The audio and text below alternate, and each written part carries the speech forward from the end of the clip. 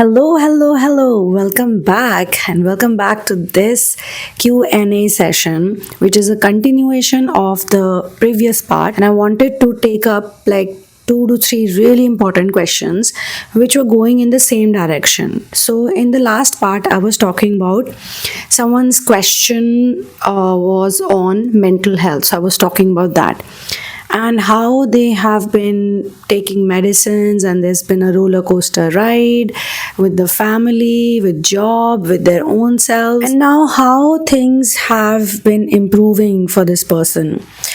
Like, this happens with a lot of twin flames, and whether people want to believe it or not, but every twin flame has to take a break. Now when they take a break, sometimes other people can think like it's a permanent thing, but I personally feel it's not a permanent thing. It's just a transition phase where you are moving from the 3D programming. You know that you don't need the programming, but other people are, stressing that yes, you need it, you need to be like this.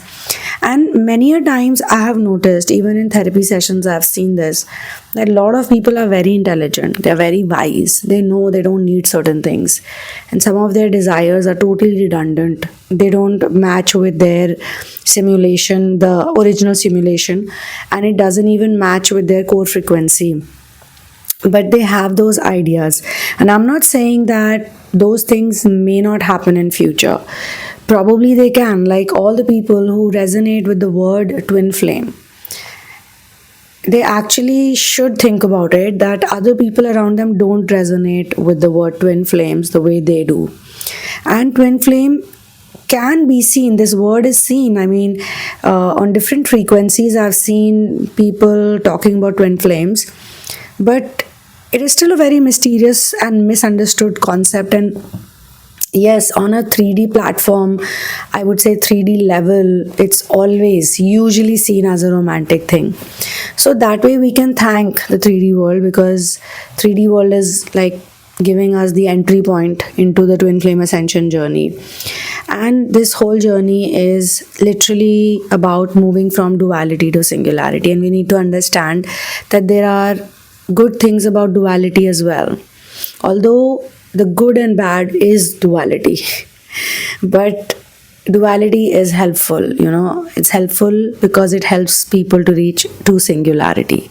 So that way, everything is actually helpful in making us understand it is what it is. So if you have a phase, if you go through a phase, or you have this experience where you feel like everything is dysfunctional, or you feel like it's too much pressure, it's a lot to handle, just relax, just let it be, and try to just calm yourself.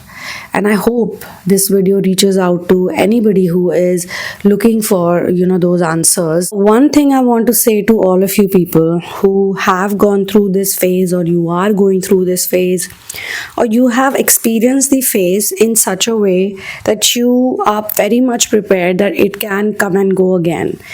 And I want to say that you are very bold and you're very brave, because I also know a lot of people who are not so brave actually to be on the ascension journey. I have personally interacted with a lot of people who are doing inner work, or who have a lot of literal understanding of so many things. They know they're a soul, they know this is all temporary illusion, but little bit of pain, little bit of discomfort they face, they run away. They instantly run away. And some of them are never going to taste what's on the other side, because they are weak. They are weak, and it's not written in their divine plan, in their destiny, to actually be that bold and courageous, to take that step into your inner world, into going within. They are truly stuck in the pattern.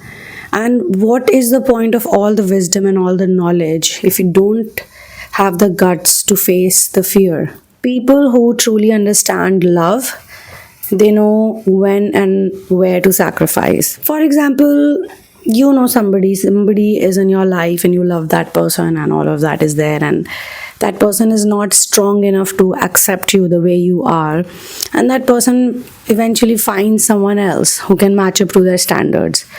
Now if you are that person, the pure genuine twin flame, the one who has that power, that energy of Shiva Shakti, you would be able to let that person go. You would be able to say that, all right, I don't want to force my love on someone. You want to be with somebody, you want to be happy with somebody. If that person makes you happy, real love is, if that other person makes you happy, go for that person. And be with that person. Be loyal to that person. Be committed to that person. The commitment that you were not able to give to me, give it to that person. And a real genuine person is never going to come in between like a karmic, because karmics usually are the ones who cannot sacrifice. Karmics are the one who say, I am going to get this person by hook or by crook, or I'm going to make sure that they cannot be with someone else, like they have to come back to me or they have to be with me. That is karmic energy. Some of the divine feminines actually figure this out. Sometimes they do accept that person, that type of person, because they realize that this is, at the end of the day, this is a cheater. This is a cheater and this is a liar. First they cheated on me, with someone else. Now they got someone else and they want to come back to the old person again, because they're getting bored and they understand they have this need of attention, or whatever it is, attention or wounded inner child problems or whatever, cowardness is the thing. They are such a coward person. They cannot face challenges, they cannot face the fears, they are weak in the times of trouble and problems. They don't know how to get solutions for the problems. They don't know how to figure things out. They are only reacting to life, to challenges. Whereas a wise person can say that, you know what, I'm gonna do the right thing. The right thing might give me some amount of pain, some amount of sadness, some amount of silent treatment from someone or punishment from my own people, but I'm still not gonna do it. And I can give you hundreds of examples. It's a part of your upbringing also. Sometimes we do complain about wounded inner child, but some of the sanskaras that are given to us by our parents, we cannot choose the easy option. We'd rather suffer and be miserable for a while to get the answers, to get the real correct answers, the genuine pure answers, than be in a materialistic sort of a comfort space and not be happy. Like I've heard this quote, it's better to cry in a Mercedes or in a BMW than to cry on a bicycle. I don't agree. If you're crying on a bicycle, you're crying in a Mercedes, you're still crying. You're not happy. How does it make a difference? You're crying inside a luxury car or you're crying on the bike. It actually means that a person who wants to cry or a person who wants to be sad is going to be sad no matter where they are. Whether they don't have money, they'll still cry. Whether they have money, they'll still cry. That's not how a person on inner work journey is. Inner work journey guy or girl is going to be happy on the bike and also happy in the car. And they don't make a hue and cry about being sad or being in a difficult situation or feeling like crying. Oh, it's such a bad place to be and I want to cry. Cry if you want to. So what? It's not a big deal. We all cried a lot even as babies. So what? I'm going to give you an example of how misinformed a lot of wise people, apparently wise looking people, could also be. So once I was taken to this cult. I obviously did not know it was a cult, but looking back, in retrospection, I do realize it was a cult, a proper cult. And the cult meeting was operational late night. It was probably late night, it was already past midnight. So these people took me to this cult some people, and they were having this meeting. The cult obviously looked like all cults, very spiritual on the outside, very charitable, and there was some kind of discipline, and there was a lot of obedience in the air. So there was obviously a cult, and there was a cult leader. So we were all sitting over there, and I was a kind of person, I still am like that. If you take me to a place, I'm a good observer. I won't react.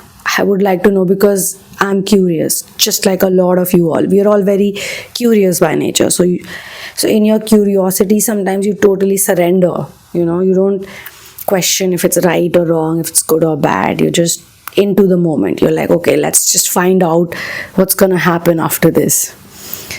And maybe that's the reason why sometimes we sail through very smoothly, even in some really weird situations or bad situations. When you look back at things, you realize that, was I getting abused in that situation, or was I going through a bad situation, like really? But yeah, we sail through things. So anyway, this cult leader was very impressed by the fact that I had written a book on love. He was nice to me. I'm not gonna say he was not nice to me. He was actually quite nice to me. He did treat me with a lot of respect and with a lot of can say affection also. But it was a very short-lived kind of affection, because I never spoke to him after that. Neither did he reach out to me, because the kind of conversation he had with me, it was very affectionate, and it was very inclusive. But the one question which made me figure things out very clearly, like clear glass mirror in front of you and you can see everything sort of a thing, was he asked me about love, and he said that what is your understanding of love? And I was like, I said something, love is this, love is that, blah blah blah, all very pure stuff, unconditional love and blah blah blah. And he said, no, you're wrong. And he said to me that don't let go of the person. If you want that person, if you like that person, if you love that person, stay with them no matter what. So I said, what if the person himself goes away? Then what? Then I don't have an option. I'm not going to beg anyone. I have got some self-respect, I am a person of self-respect. That is one thing which I have because of my masters, because of my the greatest masters on this cosmic reality. And obviously the fakirs who have taught me, the fakirs who are also connected with me. So I was like, love is not about possessing. It's not about possession. I don't think so. So he said, no, you're wrong. When you are in love, you never sacrifice. You don't have to sacrifice. That's the thing. You gotta hold on to it.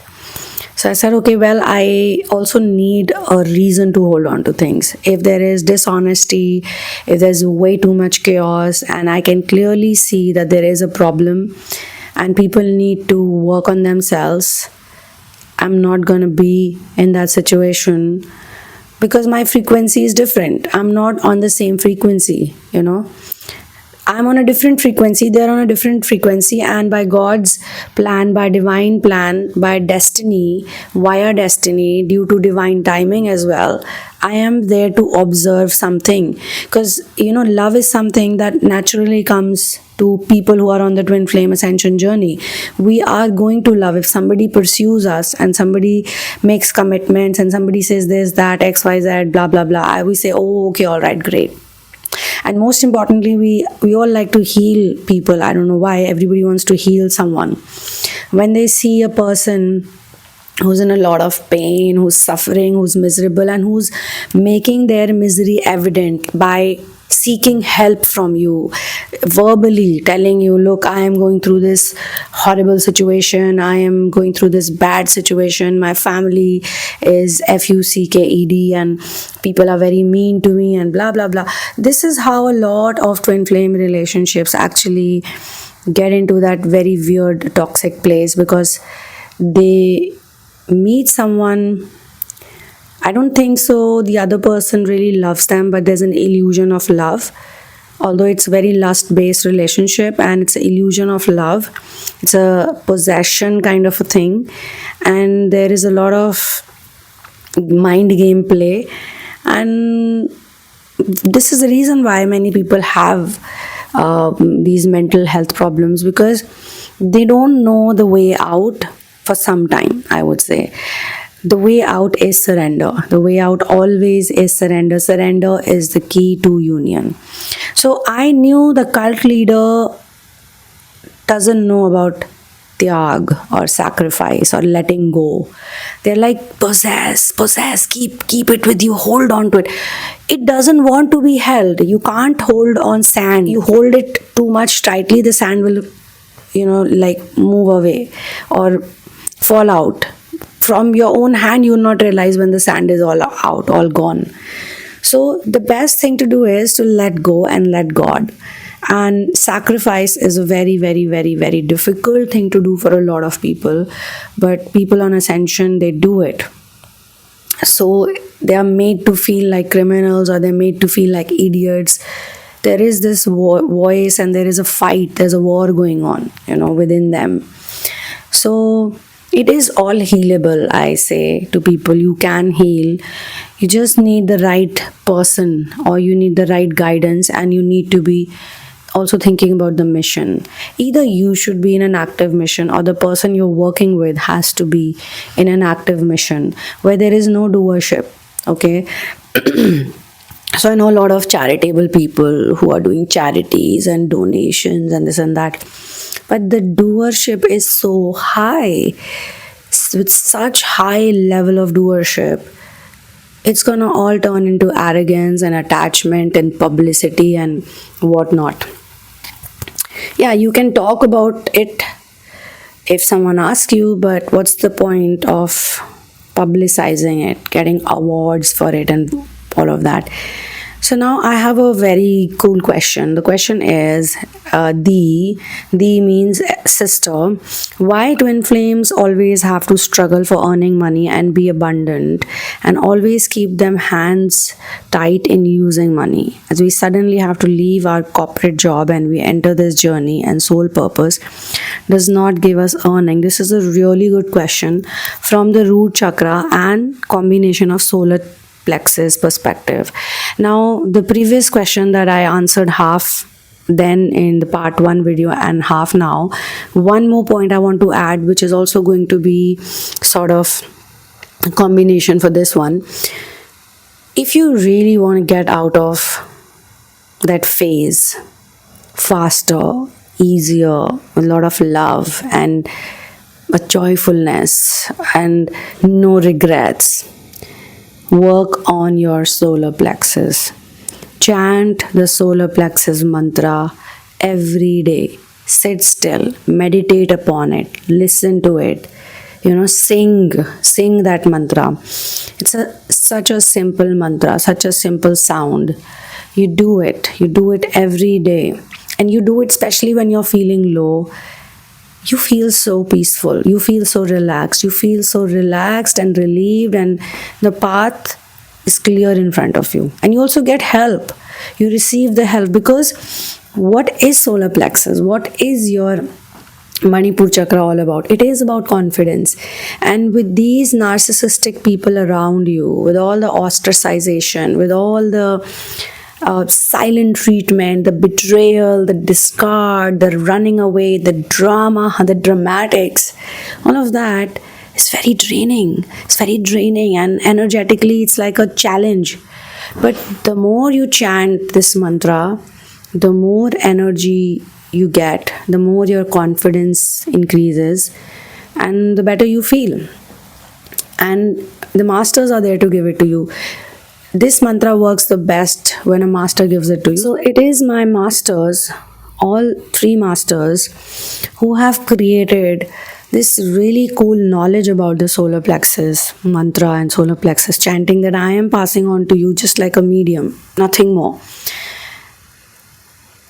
You don't have to be the master, you don't have to be the guru, but you can always pass on the information like a channel, and then you can connect with the masters. If you want to know about the masters, you can always connect with them. But this sound is so powerful, and the best way to do it is to mentally do it in your mind. Repetition, constant repetition, it really helps.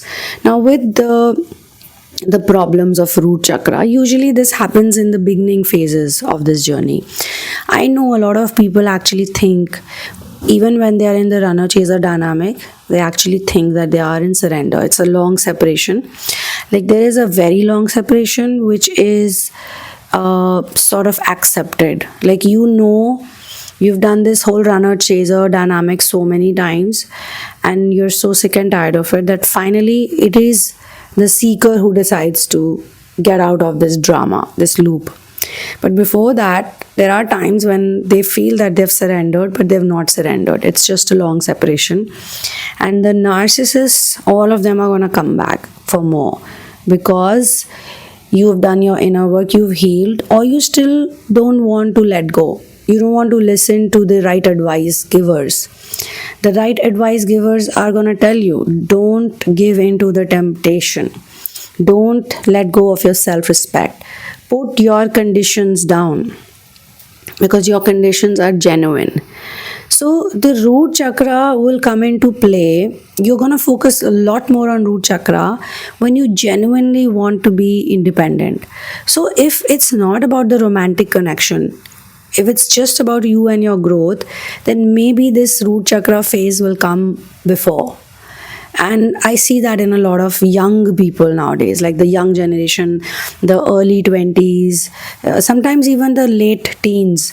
I started working when I was 15 years old. I also had that very strong root chakra, very strong foundation of self-respect and independence and career.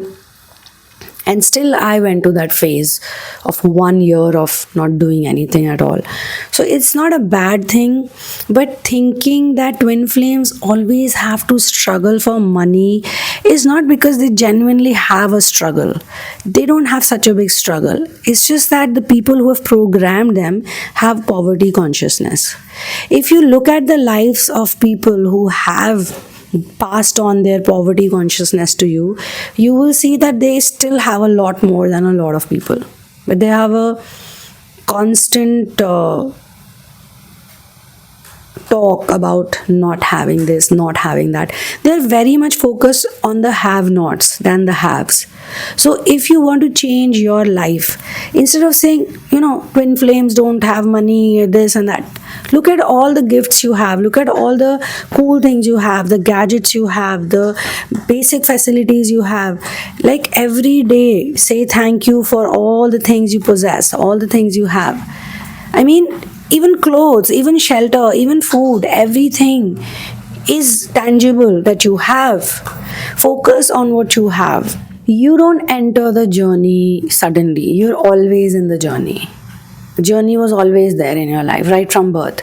But you become more conscious and aware of your choices. So when you leave the corporate job, it's a choice you have made. And you made that choice knowing very well that if I'm going to leave this corporate job, I'm not going to have money at all. And if you don't have responsibilities, you just have to do your inner work, it's okay. But you have responsibilities, and you have to be wiser and smarter before you leave the job. You have to consult the right people or the right person. If you already are into therapy and healing, then why leave the job? I would say, why do you have to quit the job? You continue with whatever you're doing and you do your therapy and healing. At least you can afford what you need, and you can also provide for other people. And plus, God is giving you this great knowledge, wisdom that, look, you got to do your inner work. It's not going to be easy, but you got to be independent and still do it. So either you be smart and you look for a better job, or you take a break. Take a break in between, 4 months, 5 months, save some money and then quit the job. It's always better to take a break or take a very strong decision. Look, I'm gonna tell you, I left my corporate job to become somebody who could run her own business. Then I in 1 month, I'm just giving you my example. In 1 month, I made the switch, not from the business, but when nothing was working out, I made a switch and I decided, okay, at this point in time, I cannot do this my way. I got to do it the divine way, whatever divine has chosen for me, the path. So I got a really fancy job, and after that, I was also wanting to get published or get complete my book. It was a very different kind of book which is very relevant in today's time. Back then it was not. So I wrote that book while I was doing my job. And then when I was in Bollywood mainstream media, I was also doing my inner work. So when I realized 100% that this field is not meant for me, I need to fall back on something. In my case, I would say that I decided to fall back on inner work because I'd found out places where I could stay and I could do service and I could do volunteering, and I knew that I can manage. I didn't have any materialistic wants, and by that time I didn't have any responsibilities. So it was a perfect time to do nothing but inner work. And did have responsibility towards the animals because I was always connected with animal kingdom. But there was a time, there was literally a gap because two of my rescued animals had passed over, and couple of months in between I got to do all of the thinking, and in between I used to do small jobs, like either I would go for a music video shoot, I would make some money, or I would take up like some small healing or therapy, or I would do some readings, just help people whosoever would approach me. Even in that time frame, I was getting very lucrative offers from lots and lots of places, but I did not take it up because for me it was still there. That option was still there, and that option was given to me purely because before that, whatever I had earned in my whole life, I had invested it into building the careers of others around me. By the time that phase came, and I'm being very very candid, I'm not hiding anything from you guys, I'm not pretending like, oh yeah, I did this, wow. It was not easy, but there were times when I didn't have anything on me, like no money. I couldn't even buy a new phone, forget about anything else. So I sacrificed on all the parties and all the going out, meeting people, buying branded clothes. Branded clothes I quit a long time back. That I quit even when I was in my job, because I found it to be really lame and stupid to spend so much money on brands. So things were changing obviously in my reality. There was a time when I used to buy brands, and then came a time when I was like, this is the most idiotic thing I can do. And not like I'm not in for quality. If there's a quality product that you really need, then go for it. But if you're just doing it for validation and for just collection sake, like, look, I got this brand in my wardrobe, or that brand of watch, or like people do it, people buying Apple phones. I think the Apple laptop is far better than the Apple phone. I've never used the Apple phone because I tried it out with my siblings were using it or other people were using it, and I was like, damn, my phone is much better, I have better quality pictures or videos or whatever. So you got to do it your way. You can't do it other people's way. And the reason why people feel in this journey that they are not abundant or they are in poverty conscious is because that's the story they're believing in. It may not be like that. And trust me, when I decided to do inner work, the craziest things happened to me. I got so much money, and money would just come from nowhere, from no direction. And then when it would get over, like the money is over, I would never say to God, why you're doing this to me? I need the money right now for this, for that, because I never really needed money for anything back then. If I had to travel to another place, if I had to go and do my Agyatwas, that's like one of the way you do meditation, or I have to be in Ekantwas, God would just provide for me. because I would just take that risk. I would leave everything and I would say, okay, I'm packing my bags and I'm going to someplace else. I'm gonna do my tapas and I'll not be talking to anyone. And God not only provides you with whatever you need if you are a risk taker, if you believe in God. So taking risk is not like being an idiot. You got to take a risk, or as I said, sacrifice the things that are redundant for you, and you, with complete trust and faith, you make the move. You have to keep telling yourself, I know Lord is with me, I know God is with me, I know God is gonna help me.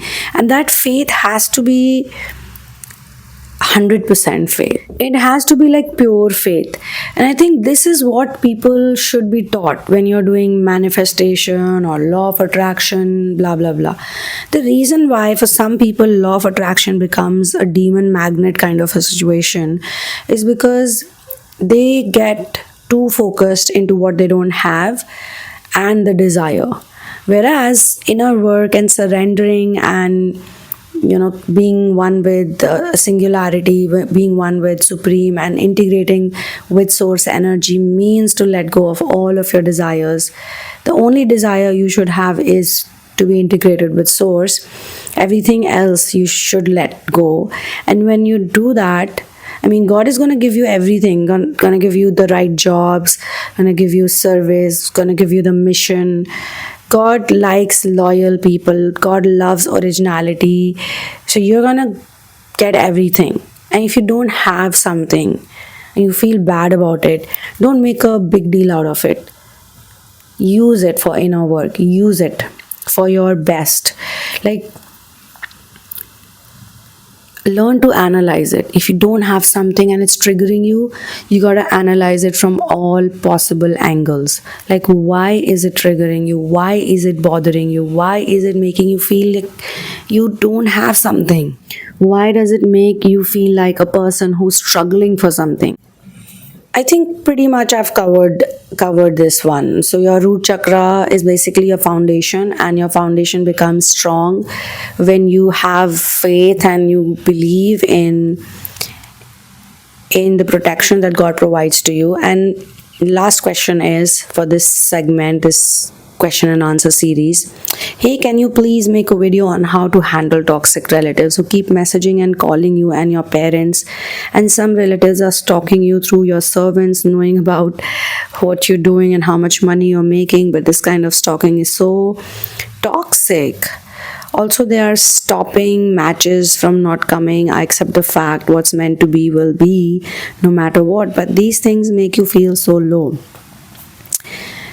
Yeah, there are toxic relatives and there are toxic people around, toxic neighbors, toxic relatives, toxic siblings, toxic cousins, friends, even life partners for some people, I would say. Toxic in-laws, toxic people are everywhere. So how do you deal with them? First of all, if you know somebody or something is toxic, again, I would say use it as a stimulus that can help you to understand why you're getting triggered by them and why you even care about it. Why do you pay attention to them? They do make you feel like you can't be yourself. That's it. That's the thing that triggers us, because they're constantly hovering around like CCTV cameras. They're questioning your life choices. And it's okay. I mean, they're going to do whatever they're going to do. Sometimes they also do it because they're very curious. Sometimes they also do it because you are triggering them. You are the one who's triggering them, and you're the one who is forcing them to face their demons, or forcing them to face their insecurities, forcing them to question their life choices. And that's why they want to know all of this. And I know it's a very low frequency energy. So best is to just ignore it. Ignore it. If you don't care about it, if you genuinely know, like you're a wise person, you're an awakened individual, and you already label this activity, all these activities as toxic and stupid and wastage of time, then you should feel bad for them. Actually, you should pity them. Should be like, I feel sorry for them, kind of thing, like they have to do all of this. They gotta do all of this. Why? They're so miserable. So when somebody is miserable, all you have to do is just pray for them. Lord, give them wisdom. Give them sadbuddhi, as we say in Hindi. Please, God, give them some sadbuddhi. They're acting so weird. If they are confronting you, if they are trying to have that stupid talk with you, then you can tell them, look, I'm not gonna stop because of you. I'm gonna do whatever I wanna do. Okay, fine. Yes. You can always tell them that, look, I'm gonna make my choices and I don't need anybody's validation, or I don't need